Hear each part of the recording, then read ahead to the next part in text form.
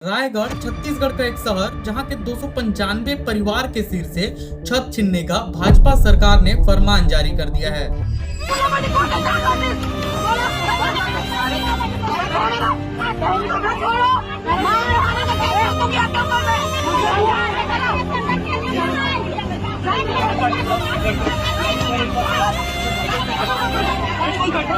हमारे गोला छू चुके वोट मांगी तो वोट दें जीत दी मंत्री पद ला पागी और हमारे गरीब दुखी का भी गला तोड़ देते तो हम कहाँ जाबो बाल बच्चा घर के। कोई भी आए हम लोग को सड़क नहीं चाहिए। जैसे भी हम लोग गुजारा कर रहे हैं वो सड़क के चक्कर में दो जना, एक जना भी सीरियस हो गई है, एक जन का मौत हो गया है। सदमे के कारण उनकी मौत हो गई।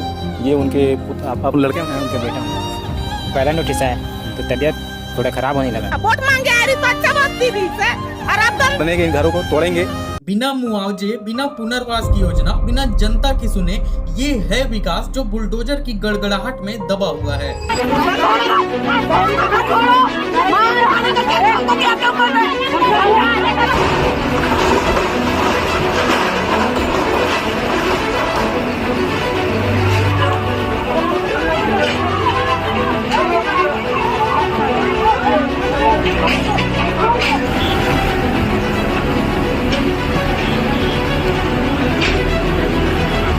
एक तरफ है मरीन ड्राइव जो शहर को नया चेहरा देने का वादा करती है, दूसरी तरफ है सैकड़ों परिवार जिनके घर इस विकास के भेंट चढ़ रहे हैं। तो क्या ये विकास है या फिर विनाश? आइए इसे करीब से समझते हैं।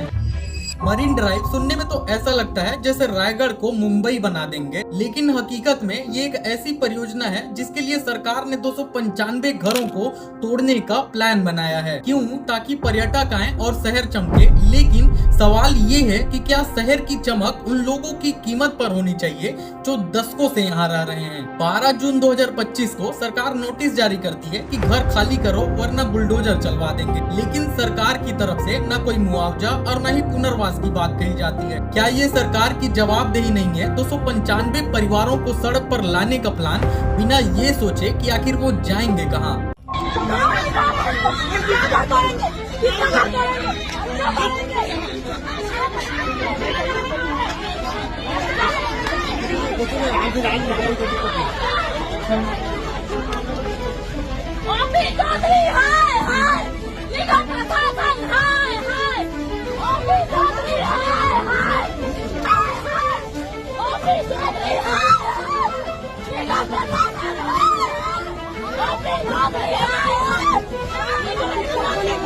हम सबको तोड़ दिए, हम लोग कहाँ पे जाए?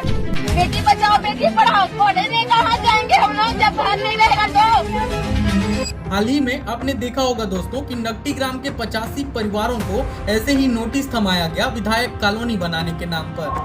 1000 पैसा दे धन कहते मंत्री हो कर कफन खरीदबो मर ही देन 1000 के हमार गरीब के हाय वो लगी और बदुआ लगी होला। हम आज भूखा प्यासा 6 बजे से बैठे ओजना ऊ बैठी ओकरो ना सोई ओकरो लोग लइका मरी इसने भूखा लांग भाड़ा के जनता के घर ला तोड़ के अपन बर घर बनाही का यही दिन भर हमन ओला प्रतिनिधि बनाए रहे का।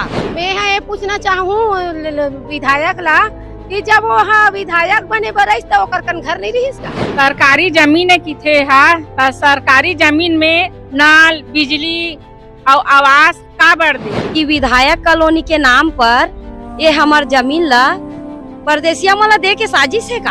हाँ लाठी है हमारे साथी है और हमारे से बहस करी घर पर ढाई ढाई दे लाठी सोची अब डेढ़गा कुबरा हो ही तेला।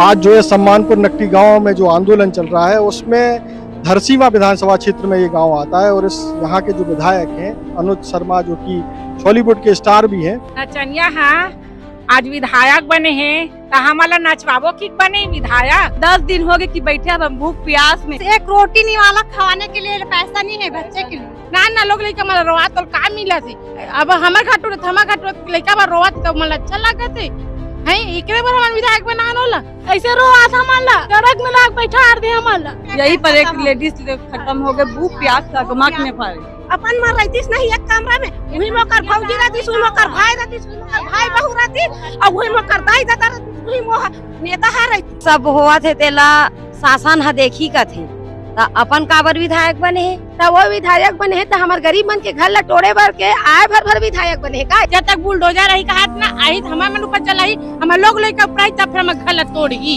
ये शासन है हमारे पूरा गाँव वाला के। अब वो विधायक ला वो सरकार ला हमारे मन के पट्टा देना पड़ी। ये जो महिलाओं के आंसू आप देख रहे हैं विधायक जी, वो आपको भारी पड़ सकते हैं, इसलिए समस्या का निदान करने के लिए आपको खुद आगे कोनो में रहते नहीं है। हमारे मन के लिए चीज ले बेच के घर बनाना बिन लोन ले गए ले है बिन बेटा 3 लाख के लोन ले हो लोन ले है ये घर बनाए के नाम से। हाँ वो कर रहे हमारे घर बन गए पर उधर रहे हमारे फिर तोड़े का आदेश आ गया। आदेश आ गए हम तोड़े फोड़े के आदेश बेचारा हम लड़का मन हमारे खात नहीं है न पियत नहीं न रांधे तक को नहीं ना। तो मेरा सरकार से एक सवाल है कि आखिर गरीबों पर ही ऐसा अत्याचार क्यों? क्या वो कोई पाकिस्तानी मानसिकता वाले हैं जिनके साथ ऐसा दुर्व्यवहार किया जा रहा है? आज जो लोग 40-50 सालों से कब्जा करके रह रहे हैं उनकी 1-2 पीढ़ियां जहां निवास कर चुकी है, जिनके लिए खुद सरकार ने बिजली, पानी, पीएम आवास की स्वीकृति प्रदान की, वोटर आईडी बनाई गई ताकि वो सरकार बना सके, लेकिन वही सरकार आज अवैध कब्जा और विकास के नाम पर गरीबों के घर तोड़ रही है। क्या विकास का मतलब जनता को बेघर करना है? क्या यही है भाजपा सरकार का सबका साथ सबका विकास का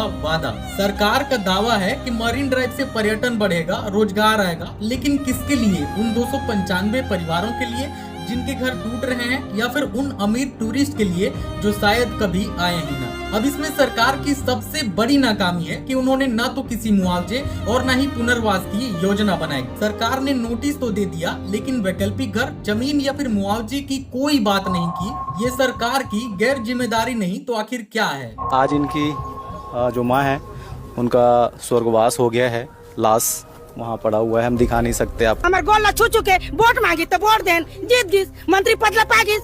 अब हमारे गरीब दुखी का भी घर लटोड़ देते तो हमन कहाँ जाबो बाल बच्चा धर के? कोई भी आए हम लोग को सड़क नहीं चाहिए। जैसे भी हम लोग गुजारा कर रहे हैं वो सड़क के चक्कर में 2 जना, एक जना अभी सीरियस हो गई है, एक जन का मौत हो गया है। सदमे के कारण उनकी मौत हो गई। ये उनके आप लड़के हैं? उनका बेटा हूँ। पहला नोटिस आया तो तबीयत थोड़ा खराब होने लगा। हम लोग अभी तो 2 माँ बेटे थे। सिर्फ इतना ही चाहते हैं कि इनका घर ना टूटे। जो भी ये मरीन ड्राइव को बनाना है तो किसी के घर के ऊपर मरीन ड्राइव ना बनाया जाए, किसी घर तोड़कर ना बनाया जाए। सिर्फ इनका कहना इतना ही है। और आज इनकी जो माँ है उनका स्वर्गवास हो गया है, लाश वहाँ पड़ा हुआ है, हम दिखा नहीं सकते आपको। वोट मांगे आ रही तो अच्छा बात थी रही से। रायगढ़ के विधायक ओपी चौधरी जी हैं, जो कि साय कैबिनेट में मंत्री भी हैं। उनकी एक बात जो आपको जरूर सुननी चाहिए। और आप लोगों को मैं स्पष्ट कर दूं कि उस भारतीय जनता पार्टी का एक हिस्सा होने के कारण मैं भी बहुत पावरफुल व्यक्ति रहूंगा। ये चीज आप लोगों को पता है। और आप लोग जो सही चीज के लिए, सही चीजों के लिए मेरा साथ देंगे, उनके लिए मैं हमेशा साथ रहूंगा। जो सही चीजों के लिए साथ नहीं देंगे उनके ऊपर मैं कहर बनकर टूटूंगा, ये याद रखिए। राज्य में साय सरकार का कुशासन चल रहा है और ओपी चौधरी जी अपने ही जनता पर कहर बरसा रहे हैं।